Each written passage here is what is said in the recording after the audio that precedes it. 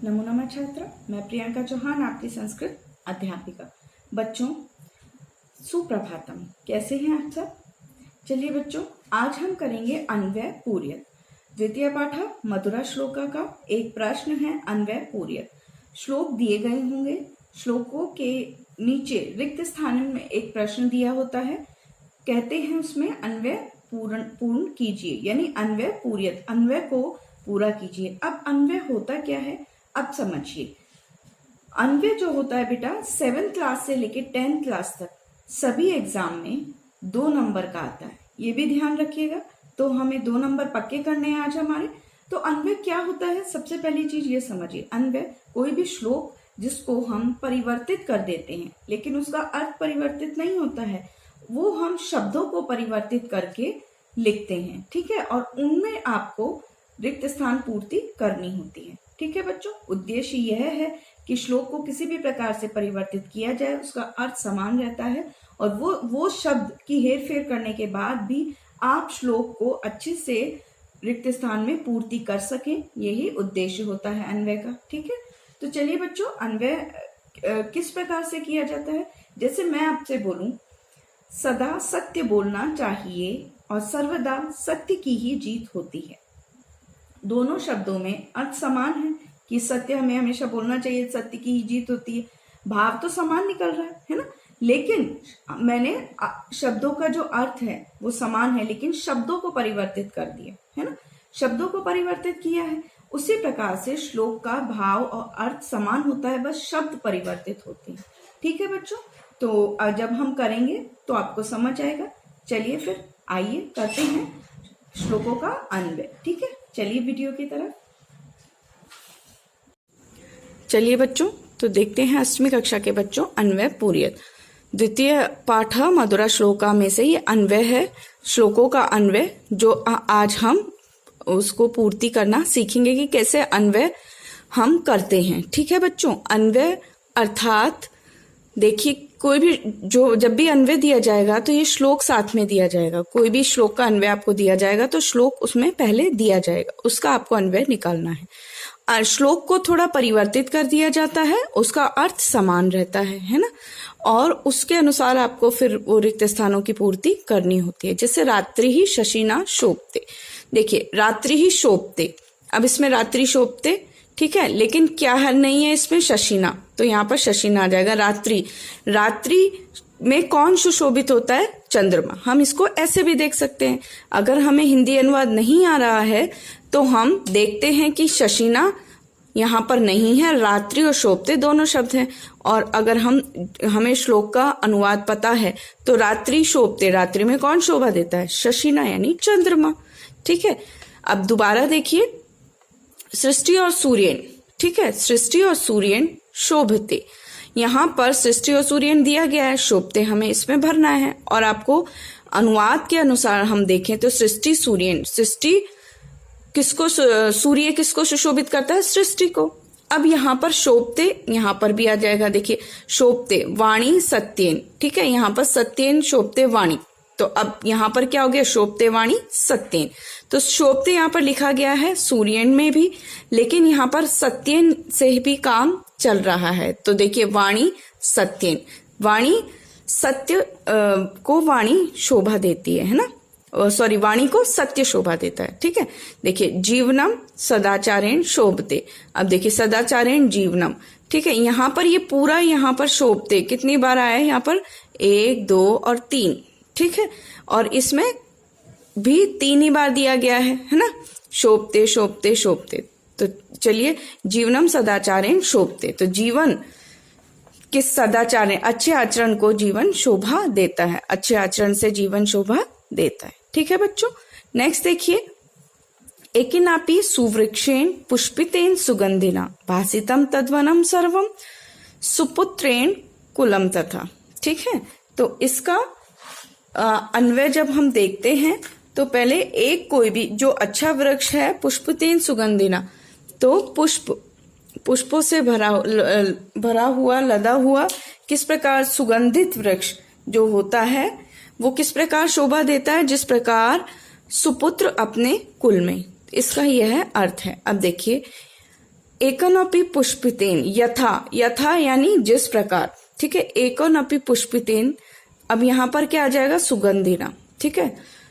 और सुवृक्षेण तत्सर्वम वनम, यहाँ पर ये मिस्टेक होने की वजह से मैंने यहाँ पर ये भासितम लिख दिया है, ठीक है। यहाँ ऊपर लिखा हुआ है भवती यानी है, तथा सर्वम कुलम सुपुत्रेण भासितम भवती। देखिए, एकोनपि पुष्पितेन सुगंधिना सुवृक्षेण तत् यानी यथा जिस प्रकार, कोई एक पुष्पितेन सुगंधिना पुष्पों से सुगंधित अच्छा वृक्ष, तत् यानी उसी प्रकार, सर्वम वनम भासितम उसी प्रकार पूरे वन में, भासितम यानी शोभा देता है, भवती यानी होता है ना, तथा सर्वम कुलम सुपुत्रेण भासितम भवती, किस प्रकार, जिस प्रकार सभी कुल में सुपुत्र सुशोभित होता है, ठीक है। तो ये अन्वय मतलब श्लोक का अर्थ वही होता है ना, लेकिन उसको परिवर्तित कर दिया जाता है, मॉडिफाई कर दिया जाता है, जिससे कि आपको दोनों तरीके से श्लोक समझ आ सके, ठीक है। तो यहाँ पर एकोनपि पुष्पितेन, ये देखिए, तो यहाँ पर सुगंधिना आ गया, सुवृक्षेण, एकोनपि पुष्पितेन सुवृक्षेण, ये तीनों शब्द यहाँ पर है, बस सुगंधिना नहीं है तो हमने सुगंधिना भर दिया, ठीक है। सर्वम वनम भासितम, ठीक है। सुपुत्रेण कुलम तथा, अब कुलम सुपुत्रेण ये सारे शब्द यहाँ पर आ गए हैं, क्या नहीं है, सर्वम, ठीक है, और भासितम। तो हम दोनों तरीके से अन्वय कर सकते हैं, हिंदी अनुवाद को देखकर भी और जो दिया गया है उसके अनुसार भी शब्द ढूंढकर भी, ठीक है।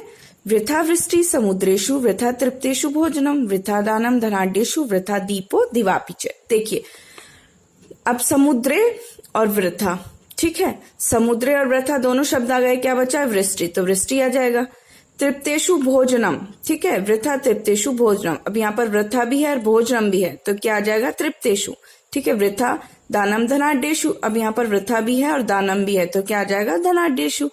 वृथा दीपो दिवापि च, यहाँ पर दिवापि च आ गया और यहाँ पर दीपो वृथा अस्ति, ठीक है बच्चों। इस प्रकार से हम अन्वय कर सकते हैं। और अनुवाद के तरह से देखें तो समुद्र वृष्टि वृथा, समुद्र में वर्षा व्यर्थ है। तृप्तेषु भोजनम वृथा, भरे पेट वाले को भोजन व्यर्थ है। धनाढ्येषु दानम वृथा, धनी व्यक्ति को दान व्यर्थ है। और दिवापि च दीपो वृथा, और दिन में दीपक जलाना भी व्यर्थ है। चौथा श्लोक देखिए, यस्य नास्ति स्वं प्रज्ञा शास्त्रम तस्य करोति किम लोचनाभ्याम विहीनस्य दर्पणः किम करिष्यति। देखिए, जिसमें अपनी स्वयं की बुद्धि ना हो, शास्त्र भी उसका क्या कर सकते हैं, लोचनाभ्याम विहीनस्य दर्पणः की करिष्यति। तो अंधे व्यक्ति का जिस प्रकार दर्पण क्या कर सकता है, ठीक है, ये इसका अर्थ है। अब देखिए, यस्य नास्ति स्वयं प्रज्ञा, तो यस्य है ना, यहाँ पर प्रज्ञा है और नास्ति है, तो क्या नहीं है, स्वयं, तो स्वयं हमने यहाँ भर दिया। शास्त्रम तस्य करोति किम, तो शास्त्रम तस्य किम ये आ गया, करोति हमने भर दिया। लोचनाभ्याम विहीनश दर्पण किम करिष्यति, तो लोचनाभ्याम यहाँ आ गया और दर्पण आ गया, किम आ गया, तो यहाँ आएगा विहीनश और यहाँ आ गया करिष्यन्ति। तो ये शब्दों के अनुसार हमने ढूंढ लिया। अर्थ के अनुसार हम देखें, यस्य स्वयं प्रज्ञा नास्ति, जिसे अपनी स्वयं की प्रज्ञा यानी समझ नहीं है। शास्त्रम तस्य किम करोति, सीधा सा अर्थ है, तो शास्त्र उसका क्या करेंगे, लोचनाभ्याम, तो आंख नेत्रों से। अब यहाँ पर विहीनश आएगा ऑब्वियसली, दर्पण किम करिष्यन्ति, ठीक है बच्चों। नेक्स्ट देखिए, निशशिना च निशा निशया च शशि शशिना निशया च विभाति नभा पयसा कमलम कमलेन पया पयसा कमलेन विभाति सरा। अब देखिए, निशा शशिना, ठीक है, निशा और शशिना दोनों आ गया, क्या बचा, निशया च शशि, तो यहाँ पर निशया शशि दोनों आ जाएगा। नभा शशिना, नभा और शशिना, ठीक है, तो यहाँ क्या बचा, अब निशया, ठीक है, नभा और शशिना दोनों आ गया, तो यहाँ निशया और नभा बचा है, ठीक है। तो यहाँ पर क्या आ जाएगा, निशया च विभाति यानी सुशोभित होते हैं, ठीक है। ये अभी मैं आपको शब्द के अनुसार बता रही हूं। आगे देखिए, कमलम पयः सरः पयसा कमलेन। अब देखिए, कमलम पयसा, तो यहाँ पर क्या आ जाएगा, कमलम पयसा पयः कमलेन। अब यहाँ पर पयः आ गया और यहाँ पर कमलेन आ गया।